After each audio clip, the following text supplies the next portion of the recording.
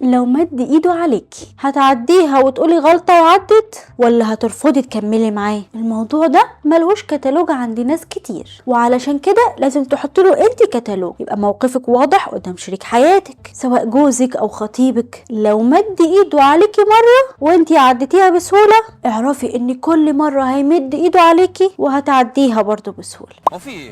انتوا جايبين هنا عشان تهزقوني ولا ايه؟ العنف غير مبرر تماما مهما كان ايه السبب. ده بقى مفيش ضرب للعيال في المدرسة، انتي هتتضربي والنبي ده ينفع؟ دول بقلشوني.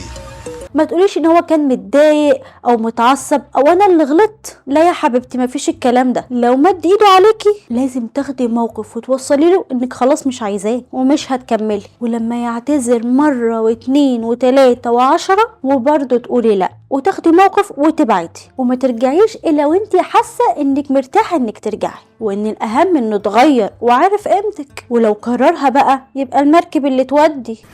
طريق السلام انت. سلام. قوليلي في الكومنتات لو انت اتحطيتي في موقف زي ده هيبقى ردة فعلك ايه. انا نرمين لطفي وده بيتك ومطرحك.